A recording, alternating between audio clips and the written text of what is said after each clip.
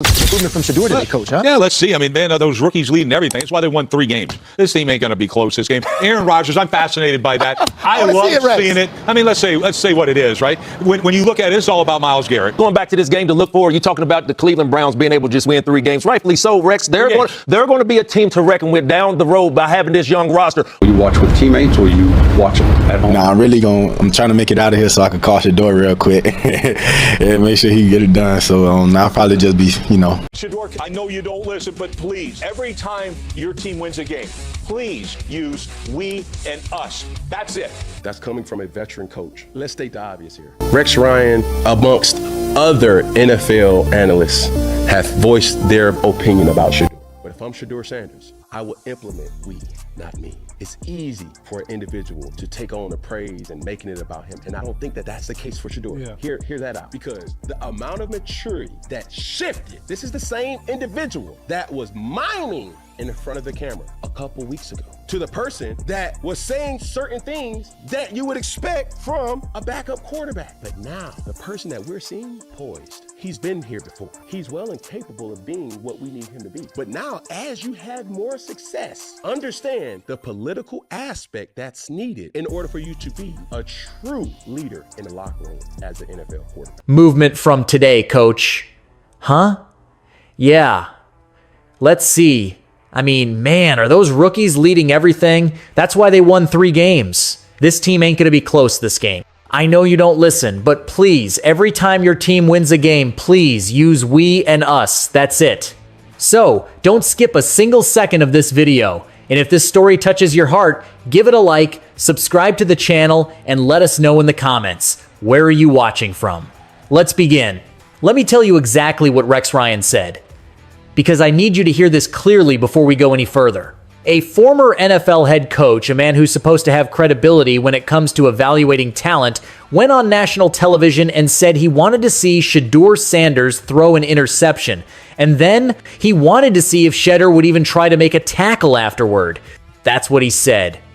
On camera. To millions of people. He wasn't breaking down film. He wasn't offering constructive criticism. He was questioning whether this kid even cares, whether he'd put in effort, whether he has the heart to compete at this level. That's not analysis. That's a personal attack. And he wasn't done. When someone asked Rex if he wanted to see improvement from Shadur in the upcoming game against the Steelers, you know what he did? He laughed. Literally laughed. And then he said, and I quote, "Yeah, let's see. I mean, man, those rookies leading everything, that's why they won 3 games.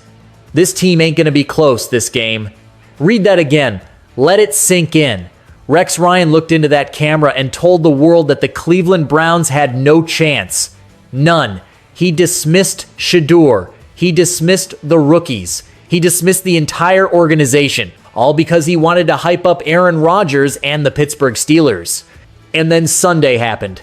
Shedeur Sanders led the Cleveland Browns to a 13-10 victory over Pittsburgh. He managed the game. He made plays when it mattered. He took care of the football.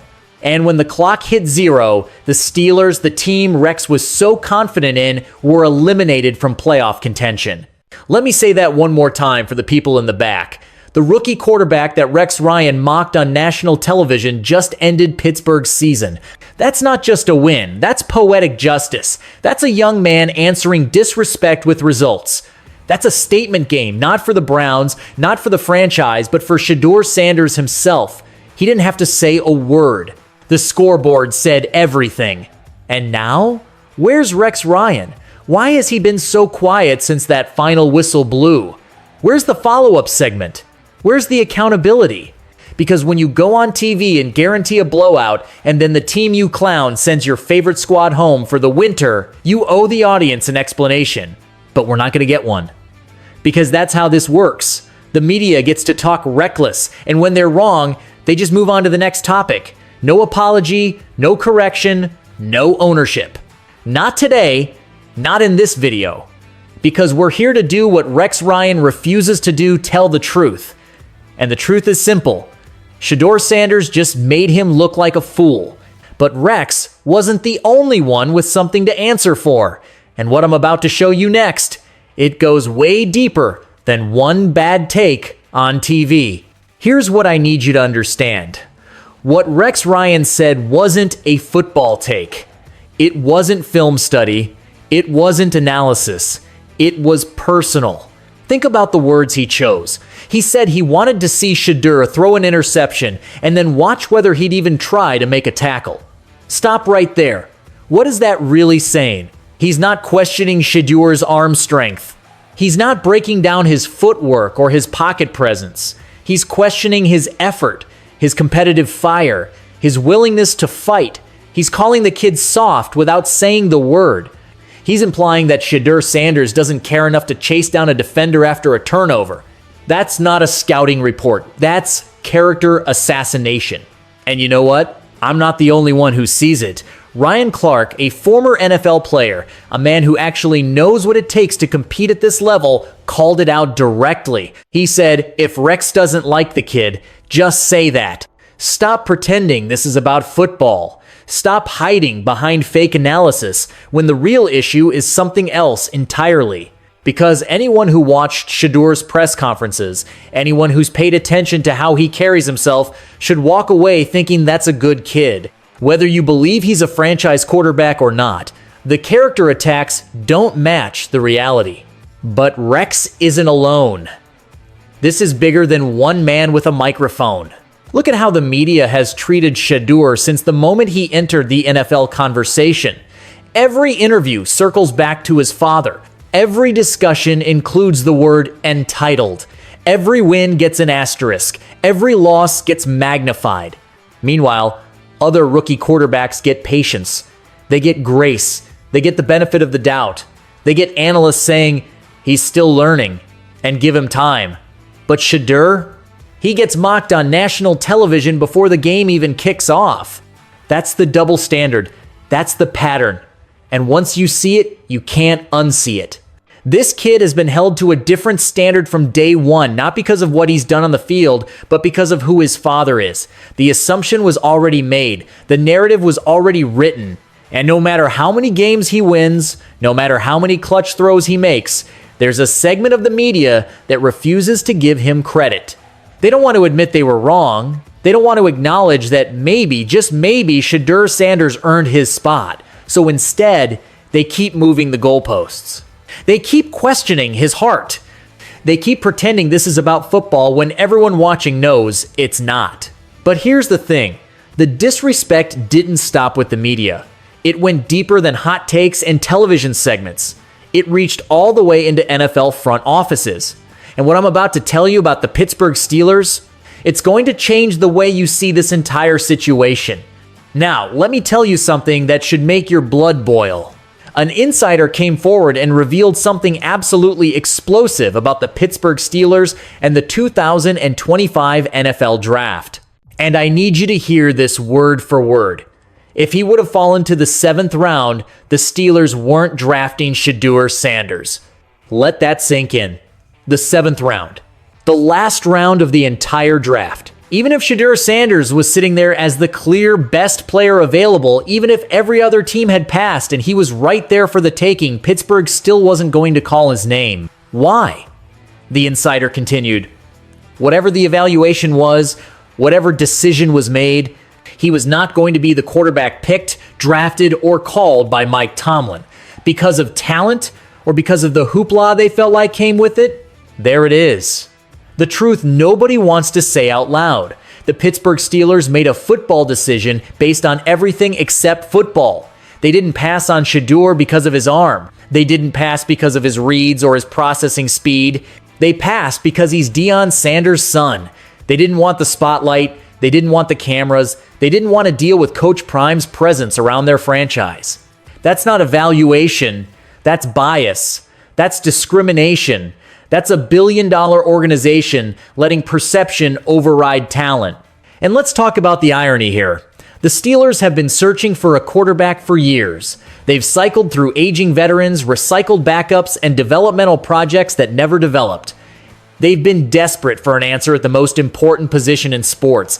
And when a proven winner with elite arm talent, elite accuracy, and a track record of performing under pressure was available, they said no thanks. Too much hoopla. Now look at the karma. The quarterback they refused to draft just eliminated them from playoff contention. Shedeur Sanders ended Pittsburgh's season, while Aaron Rodgers, another aging veteran brought in to save the day, couldn't get it done. The Steelers are going home for the winter, and the kid they blacklisted is still playing. You want to know how Mike Tomlin handled it after the game? A reporter asked him about his evaluation of Shadur and how he's seen him develop. Tomlin's response? It does not matter. He's not a Pittsburgh Steeler. He plays for the Cleveland Browns. I'll let the Cleveland Browns talk about his evaluations. That's a deflection. That's a man who knows he made a mistake and doesn't want to face it. Tomlin had the tenure to fight for Shadur in that draft room. He had the influence. He even had a relationship with Coach Prime. But he didn't stick his neck out. He let the hoopla talk win. And now, he has to watch from the other sideline as the kid he passed on proves everyone wrong.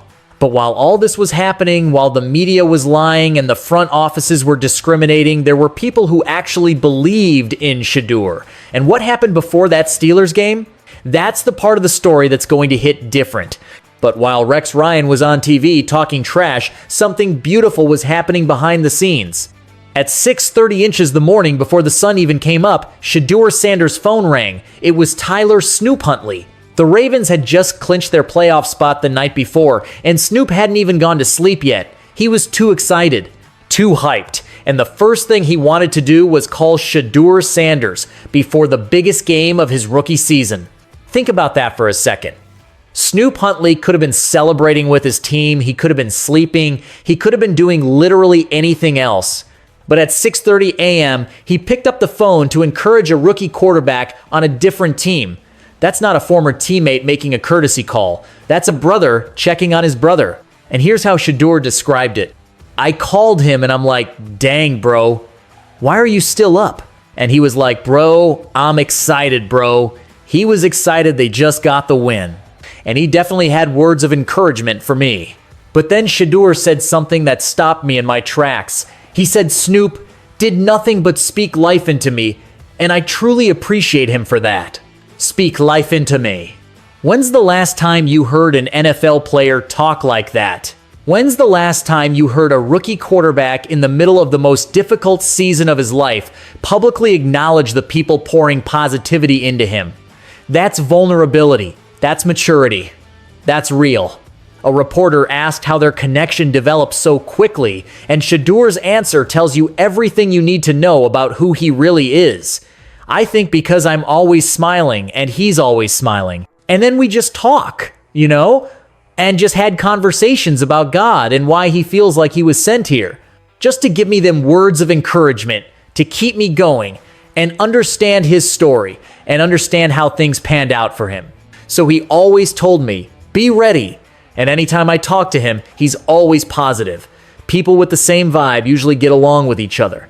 Conversations about God, about purpose, about being sent to Cleveland for a reason. This is the Shedeur Sanders that Rex Ryan doesn't know exists. This is the kid the media refuses to show you. They want you to think he's cocky, entitled, writing his daddy's name. But the reality? He's building genuine relationships. He's staying grounded in faith. He's handling unprecedented adversity with grace and gratitude. Let me paint you the contrast one more time. While Rex Ryan was on national television saying he wanted to see Shadur throw an interception, questioning his effort, his character, his heart, Shedeur Sanders was waking up at dawn to talk about faith and preparation with someone who actually believed in him. While the haters were lying, real ones were speaking life. And that life, that belief, that's what carried Shadur into Pittsburgh. That's what helped him eliminate the Steelers from playoff contention. And that's just the beginning of what's coming next. Here's what nobody wants to admit. Shedeur Sanders has only been getting first-team reps for 3 weeks. 3 weeks. He was buried on the depth chart for months. His own coaching staff made decisions that held him back.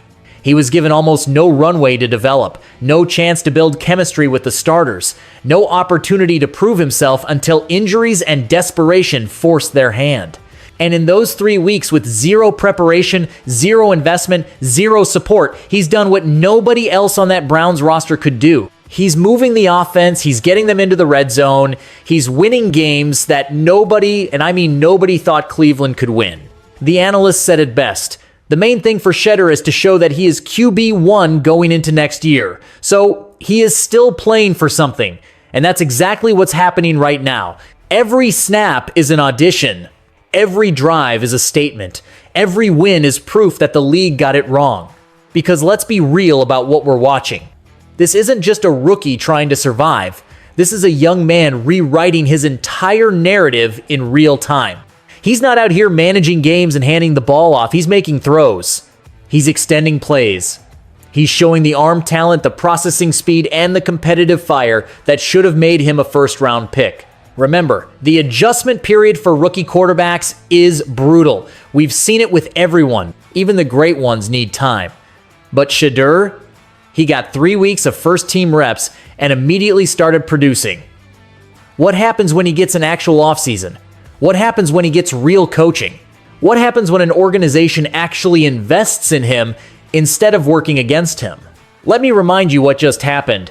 Rex Ryan said the Browns wouldn't be close against Pittsburgh. Shedeur Sanders eliminated them from the playoffs. The Steelers refused to draft him because of hoopla. Shadur ended their season. Mike Tomlin gave hollow praise in press conferences, but didn't fight for him when it mattered. Now he's watching Shedeur develop into exactly what Pittsburgh needed. The receipts are in. The lies have been exposed. And the karma? The karma is perfect. Because this is bigger than one game. This is bigger than proving Rex Ryan wrong or making the Steelers regret their decision. This is about a young man who refused to let the doubt define him, who refused to let the disrespect destroy him, who refused to quit when everyone wanted him to fail. Shedeur Sanders isn't just surviving his rookie season, he's building something. He's proving that talent wins. That preparation matters. That when you speak life instead of lies, when you believe instead of doubt, when you work instead of hate, you can shock the world. This is just the beginning. Shedeur Sanders is QB1. Not next year, not eventually. Right now, today. And everyone who doubted him, everyone who disrespected him, they're about to watch him take over this league. The revolution isn't coming. It's already here. Let's ride with 12.